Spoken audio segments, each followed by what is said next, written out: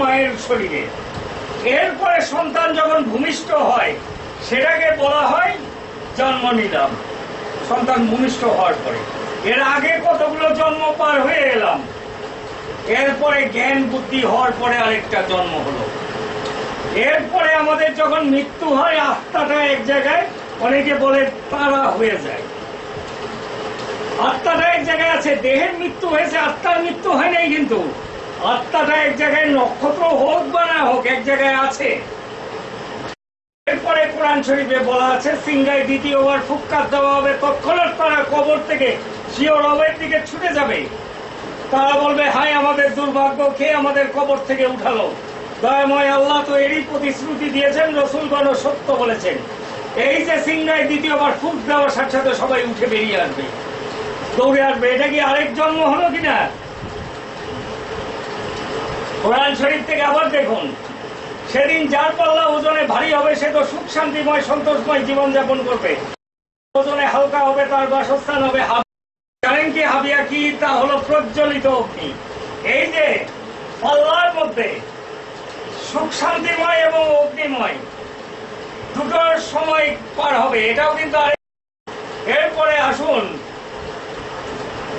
যে ব্যক্তি তার রবের ভয় রাখে তার জন্য রয়েছে দুটি বাগান, অর্থাৎ জিন এবং ইনসানের জন্য দুটো বাগান রয়েছে, একটা জিনদের একটা ইনসানের। এটাই সেই জাহান্নাম যা অপরাধীরা অবিশ্বাস করত। এখন তারা জাহান্নাম এবং ফুটন্ত পানির মাঝখানে ছুটাছুটি করতে থাকবে। ইনসান, এই যে আরেকটা জন্ম বেহেশত এবং বয়স হিসাব করে সময় নির্ধারণ করে আল্লাহ তাআলা এটা নির্দিষ্ট করবেন। এরপরে কি আছে আমরা জানি না। তাহলে কতগুলো জন্ম পার হয়ে এসেছি, মৃত্যুর পরে আবার কতগুলো জন্ম হবে একবার ভেবে দেখুন। আমরা কত জন্ম রহস্যের মধ্যে আল্লাহ তাআলা আমাদেরকে রেখেছেন।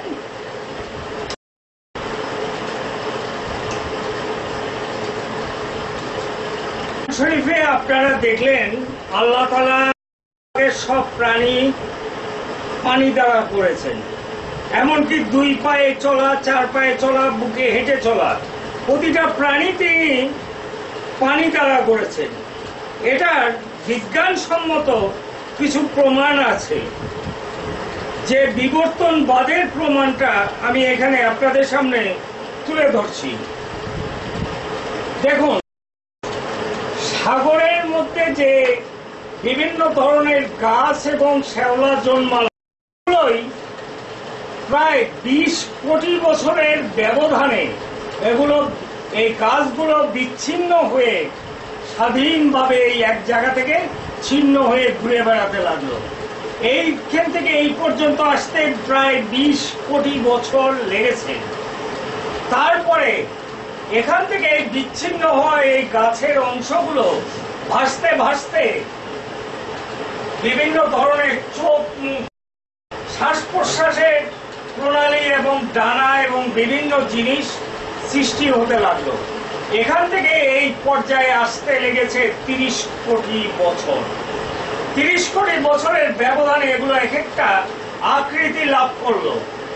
এরও আরো 30 কোটি বছরের ব্যবধানে বিভিন্ন ধরনের মাছের আকৃতি লাভ করতে লাগলো। মাছ যেমন ধরুন, সুন্দরবনের বাঘ সেম কালারের হাঙর আছে, হাতির মতন দেখতে মাছ আছে সাগরে, বাঘের মতো মাছ আছে সাগরে, জঙ্গলের যত প্রাণী আছে সব রকমের প্রাণীর মতন মাছ সাগরে আছে। এইভাবে তারা আস্তে আস্তে এখান থেকে এই পর্যায়ে আসতেও 30 কোটি বছর লেগেছে। এইভাবে আস্তে আস্তে এদের পরিবর্তন। এরপরে আরো 20 কোটি বছরের ব্যবধানে এরা স্থলভাগের প্রাণীর মতন আকৃতি লাভ করতে লাগলো এবং তারা মাছেরা উড়ে উড়ে যাবার চেষ্টা করতে লাগলো। এরও 30 কোটি বছরের ব্যবধানে এরা স্থলভাগে উঠে আসার চেষ্টা করলো, উড়ে যাওয়ার চেষ্টা করলো। দেখুন, মাছের গায়ের আষ্ঠা এবং পাখি একই রকম দেখতে, মাছ এবং পাখি অনেকটা একই রকম। এভাবে স্থলভাগে উঠে আসার চেষ্টা করতে লাগলো।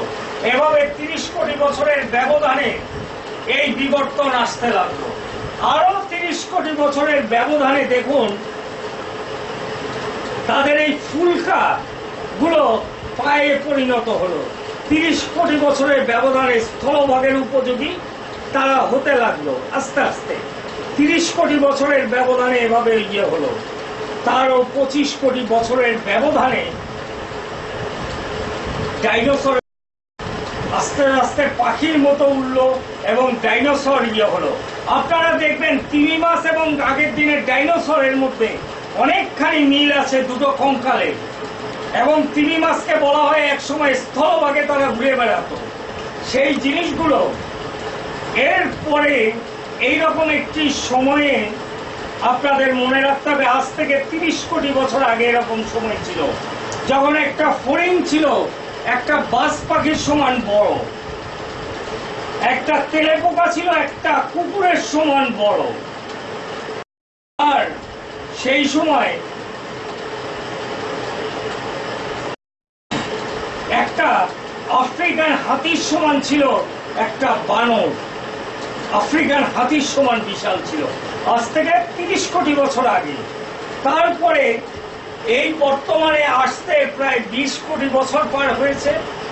এই যে ডিমওয়ালা প্রাণীগুলা গর্ভটা আটকে গিয়ে স্থলভাগে, সেটা তাদের ডিমটা না বেরোতে পেরে ডিমটাই গর্ভে পরিণত হলো এবং তারা গর্ভজাত প্রাণীতে রূপান্তরিত হলো। হাঙ্গর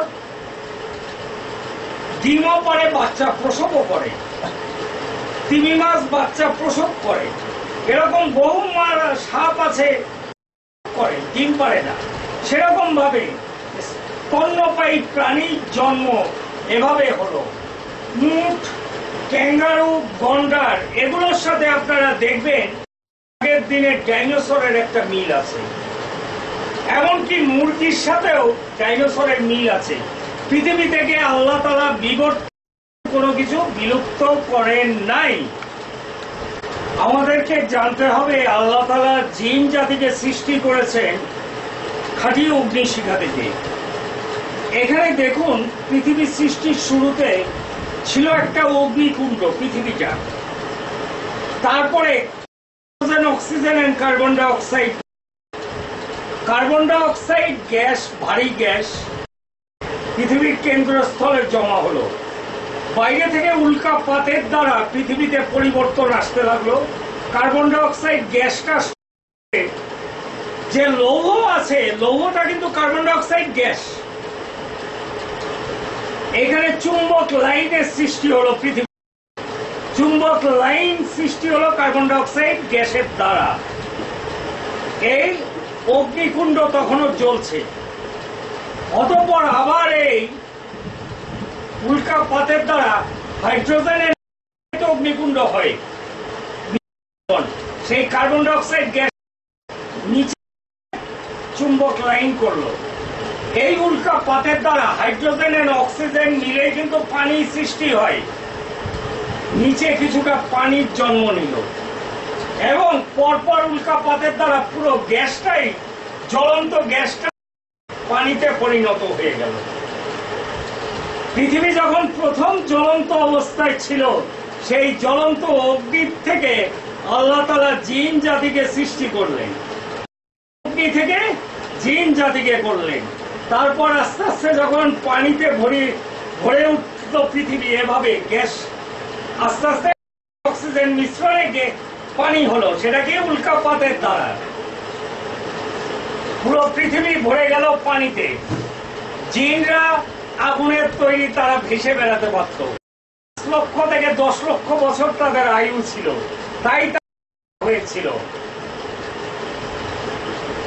এই উল্কাপাতের ফলে সাগরের তলদেশে চুম্বক লাইনের মধ্যে একটি সংঘর্ষ হতে লাগলো। সংঘর্ষ হওয়ার পরে এখানে আগ্নেয়গিরির সৃষ্টি হলো কেমিক্যাল ইয়ের দ্বারা। সেই আগ্নেয়গিরির লাভায় স্রোত ভেসে উঠতে লাগলো আস্তে আস্তে।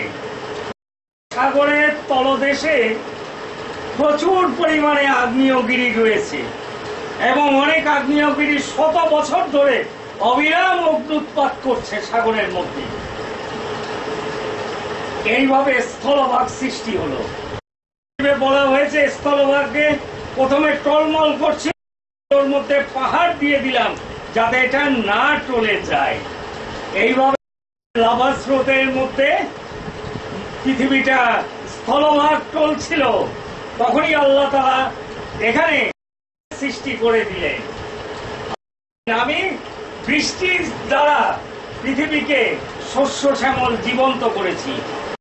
এই পানিগুলো সূর্যের আলোতে, এই পানি হওয়ার পরে সূর্যের আলোতে এটা মেঘে পরিণত হলো পানিটা, এবং মেঘ দ্বারা বৃষ্টি হলো এই স্থলভাগের উপরে।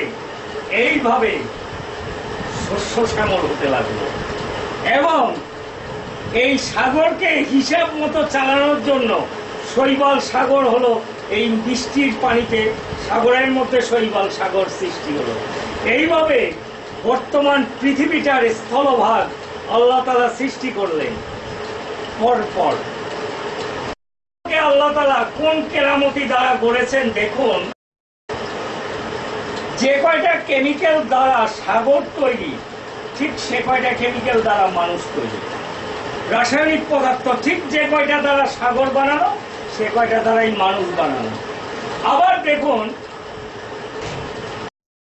মানুষের শরীরে নালী আছে, তার যদি একসাথে জোড়া দেওয়া যায় হবে ৬২,০০০ মাইল লম্বা। রক্ত নালীগুলো হবে ৬২ মাইল লম্বা, দিকে দুইবার ঘুরিয়ে আনা যাবে। মানব দেহে এত রক্ত নালী আছে, আর মানব দেহে এতগুলো ডিএনএ আছে যেগুলো জোড়া দিলে ৭০ বার মঙ্গল গ্রহে যাওয়া আসা করা যাবে। তাহলে এক রহস্য দিয়ে মানবকে সৃষ্টি করা।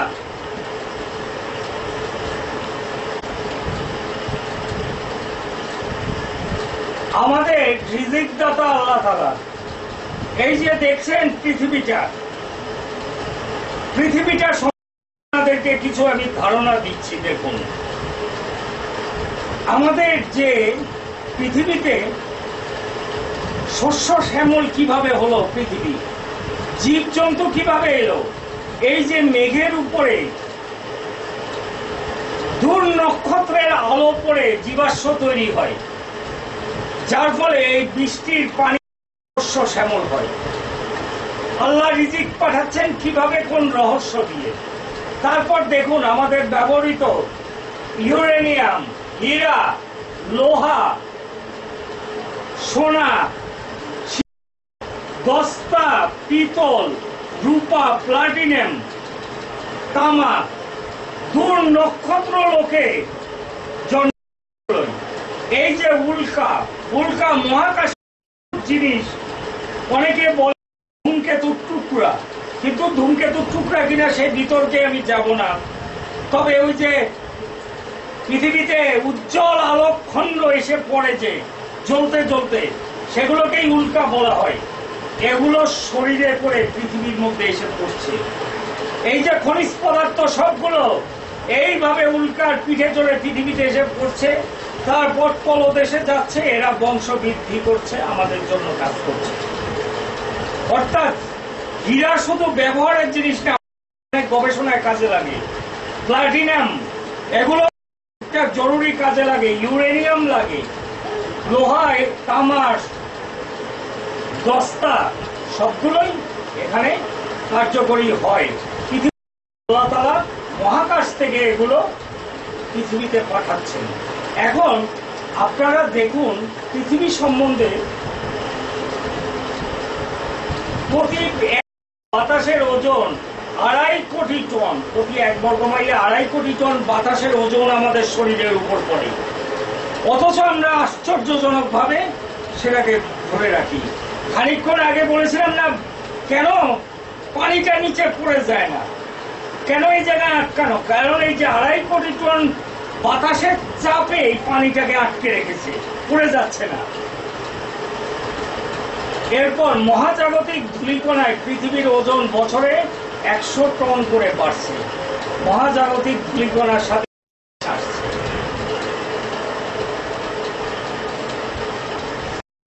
বছরে কমছে 50,000 টন ভূগর্ভস্থ গ্যাস বেরোনোর কারণে। আবার আরেক দিক দিয়ে ওজন কমেও যাচ্ছে ভূগর্ভস্থ গ্যাস যেটা বেরিয়ে যাচ্ছে দেখে। তারপরে দেখুন, চাঁদের অধিকাংশ ধূলিকণাই চুম্বক পদার্থ।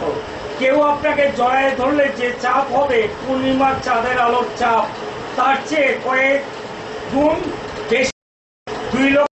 2,39,000 মাইল দূরে হলো চাঁদ। এই চাঁদের আলো একটা ভিটামিন আছে, এবং চাঁদের দিকে আপনি তাকিয়ে থাকলে দেখবেন আপনার শরীরের মধ্যে কেউ যেন চাপ দিয়ে ধরেছে, এরকম আপনার মনে হতে থাকবে। কিন্তু এরপরে দেখুন, ঘূর্ণিঝড় আমরা সবাই জানি, ঘূর্ণিঝড়ে মেঘের ওজন 1,10,000 হাতির টন। ঘূর্ণিঝড়ের মেঘের ওজন 7 লক্ষ টন, বা 1,10,000 হাতি ওজনের সমান। তাহলে মহাকাশের মধ্যে হাতি রাখা অদ্ভুত একটা ব্যাপার। এখানে এই যে বাইরে থেকে আমাদেরকে কিভাবে আল্লাহ তাআলা ভিজিট পাঠাচ্ছেন। নিকটবর্তী নক্ষত্র হলো 4.5 আলোকবর্ষ দূরে। 6 লক্ষ কোটি মাইল হলো 1 আলোকবর্ষ। আলো 1 সেকেন্ডে যায় 1,86,000 মাইল। 4.5 আলোকবর্ষ দূরে আমাদের সবচেয়ে নিকটবর্তী নক্ষত্র। সবচেয়ে দূরের নক্ষত্রগুলো আলো পৃথিবীতে পৌঁছানোর আগেই সেগুলো মারা গেছে। পদার্থ নিউট্রন দ্বারা গঠিত তারার 1 চা চামচ পদার্থের ওজন 11 কোটি টন। পদার্থ তারা সূর্যের কয়েক কোটি গুণ বড় হয়, কয়েক কোটি গুণ বড় নিউট্রন তারা। তার 1 চা চামচ পদার্থ ওজন হলো 11 কোটি টন। পুরো নক্ষত্রটা ওজন কত, এবং সেই নক্ষত্র মধ্যে চলমান রেখেছেন যে আল্লাহ। একবার ভেবে দেখুন,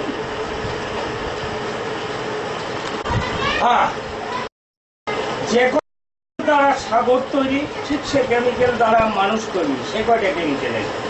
সাগরের এক রহস্য দেখুন, মানুষ কিন্তু সাগরের গভীরে 400 ফুটের বেশি নিচে নামতে পারে না। 400 ফুট বিশেষ পোশাকের দ্বারা, বিশেষ বাইরে থেকে অক্সিজেন সাপ্লাই করে 400 ফুট নিচে নামতে পারে। 700 নিচে মেরিন যায় সাগরে, আর 1 মাইল নিচে নামতে পারে সাবমেরিন, অ্যাটমিক সাবমেরিন। সাবমেরিন যাকে বলে, দ্বারা গঠিত সাবমেরিন 1 মাইল নিচে নামতে পারে। 1.5 মাইল নিচে রবট সাবমেরিন, রবটের দ্বারা প্রায় 2 মাইলের পরিমাণ নিচে নামতে পারে তিমি মাছ। তিমি মাছের গলায় ক্যামেরা বেঁধে সাগরের তলদেশে ছবি তোলা হয়। সাগরের গভীরতা 2 মাইলেরও আরো বেশি গভীর। এই তলদেশে কি আছে কেউই জানে না।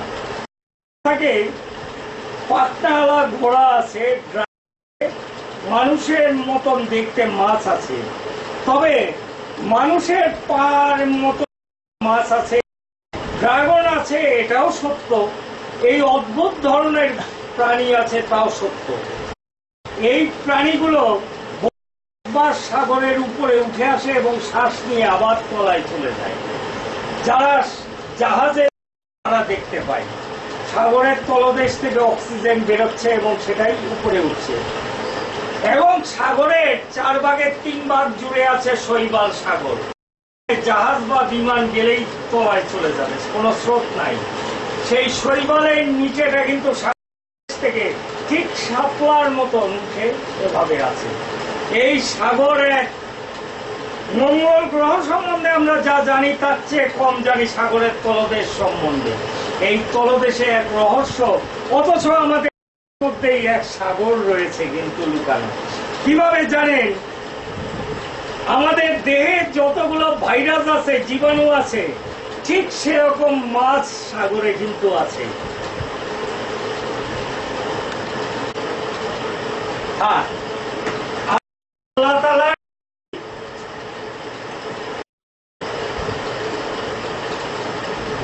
তাআলার ইবাদত করি। আল্লাহ তাআলা কে, কত বড়, কতটুকু বড়, সেটা কি আমরা বোঝার চেষ্টা কখনো করেছি? সেটা আমাদের উপলব্ধিতে আনি নাই। এই জন্য আল্লাহর সাথে অন্যকে শিরকি করি।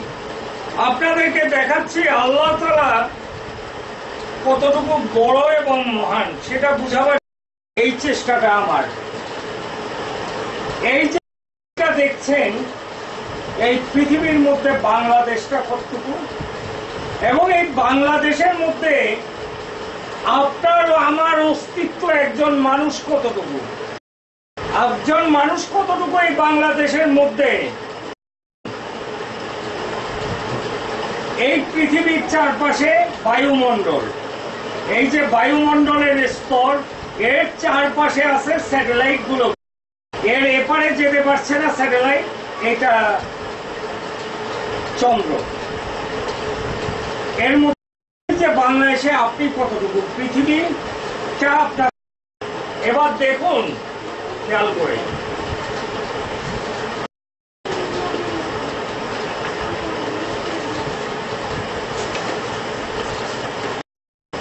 পৃথিবীর থেকে 13 লক্ষ গুণ বড় সূর্য। এই পৃথিবীটা 20,000 মাইল চারিদিকে ছুটছে, 20,000 মাইল গতিতে দৌড়চ্ছে।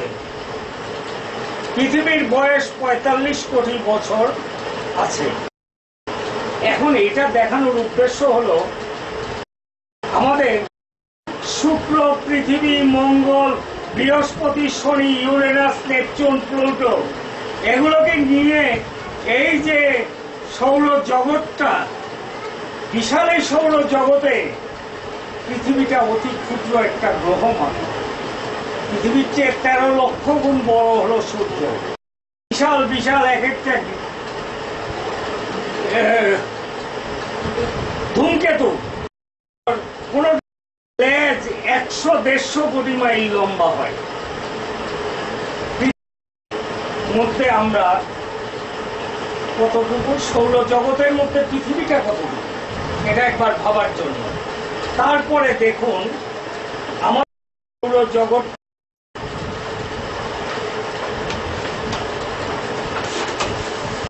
মিল্কি ওয়ে গ্যালাক্সির মধ্যে আছে আমাদের এই সৌরজগৎটি আছে অবস্থিত মিল্কি ওয়ে গ্যালাক্সিতে। গ্যালাক্সিটি দেখুন, এই যে আমাদের সূর্যকে দেখাচ্ছি, এখানে আছে 20,000 কোটি তারা। সূর্যের মতো আছে 20,000 কোটি তারা, এবং এই নিউট্রন তারাকে কেন্দ্র করে 22 কোটি বছরে একবার চারিদিক দিয়ে ঘুরে আসছে। ঘন্টায় 18,000 মাইল ঘন্টায় বেগে সূর্য ঘুরছে, নিউট্রন আপন গ্যালাক্সির চারিদিকে ঘুরে আসছে। সূর্যকে কেন্দ্র করে আছে 85 ভাগই হচ্ছে বামন তারা, ছোট্ট ছোট্ট তারা। এই জায়গায় এখানে নিউট্রন তারা থেকে সূর্যের দূরত্ব 30 লাখ আলোকবর্ষ। ইউওয়াই স্কুটি তারাটি সূর্যের চেয়ে কোটি গুণ বড়, আর তারার চেয়ে 265 গুণ বড় এবং সূর্যের চেয়ে 87 লাখ গুণ বেশি ঝলমলে। নক্ষত্র অ্যাস্ট্রনের আকাশ সূর্যের চেয়ে 60,000 গুণ বড়। মহাবিশ্বের বৃহত্তম কৃষ্ণ 1800 সূর্যের ভরের সমান। এই যে রহস্যময় 20,000 কোটি তারা, সবচেয়ে কাছের তারাটায় যেতে আলোর লাগে 4.5 আলোর বর্ষ, আর 20,000 কোটি তারা, এর মধ্যে আছে ব্ল্যাক হোল। আলো এক পাশ থেকে আরেক পাশে যে 5 বছর এক পাশ থেকে আরেক পাশে যেতে, শুধু এই গ্যালাক্সিটাই। আর এই গ্যালাক্সি প্রতি সেকেন্ডে একটা করে তারা গুনলে 3000 বছর লাগবে, একটা তারাগুলো গুনতে 3000 বছর লাগবে। এখানে যে 20,000 কোটি তারা কেমন করে বিজ্ঞানীরা বের করলো, সেটা একটা রহস্য ব্যাপার অবশ্য। এই নিউট্রন তারার আপন অক্ষের উপরে 600 বার ঘোরে, আর তাপমাত্রা 1.8 degree Fahrenheit, 1.8 million degree Fahrenheit. আর এর 1 চামচ পদার্থের ওজন তো বললামই আমি। এবার আসুন, মিল্কি ওয়ে গ্যালাক্সিতে সূর্যটা অতি ছোট জিনিস।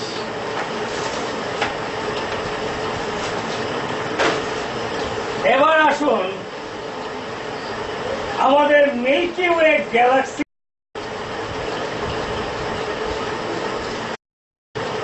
20 কোটি গ্যালাক্সির অস্তিত্ব পাওয়া গেছে আমাদের এই মহাবিশ্বে। তার চেয়ে চাইতেও বড় বড় গ্যালাক্সি আছে। কুয়াশকে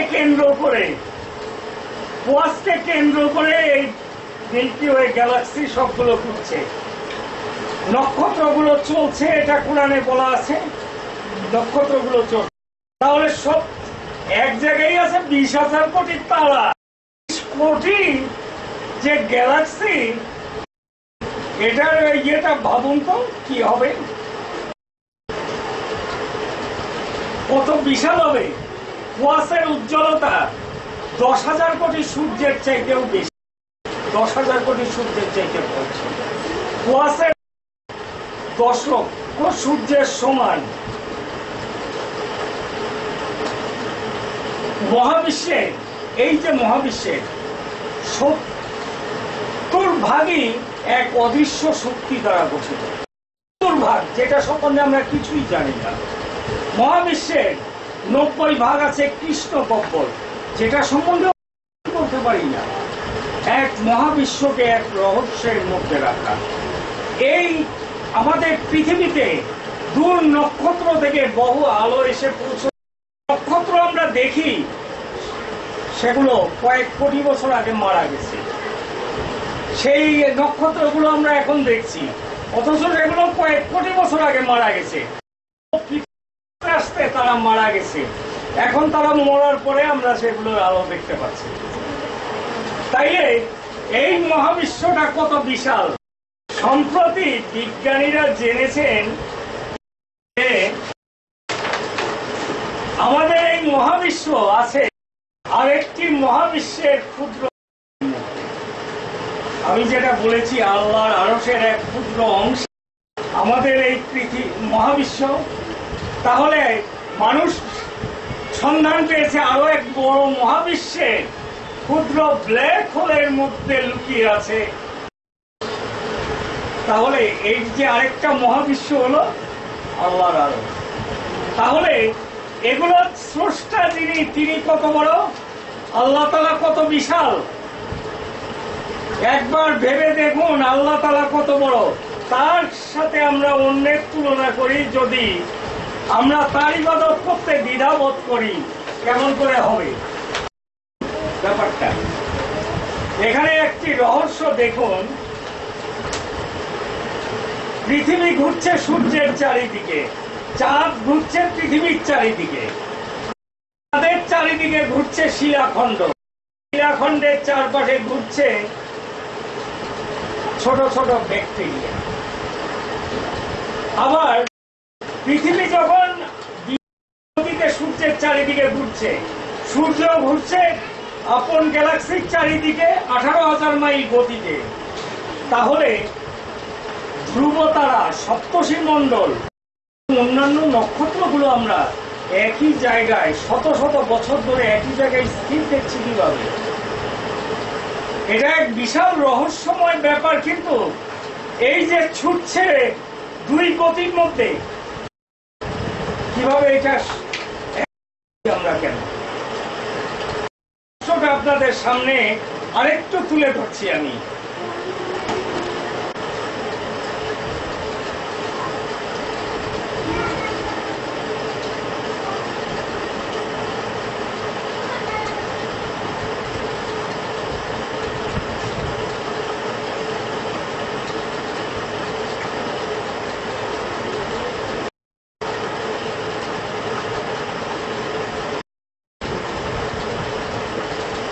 দেখুন আপনারা খেয়াল করে, এই যে পৃথিবী ঘুরছে সূর্যের চারিদিকে, এখানে এই গতিতে ছুটে চলছে, 20,000 মাইল গতিতে ছুটে চলছে। সূর্য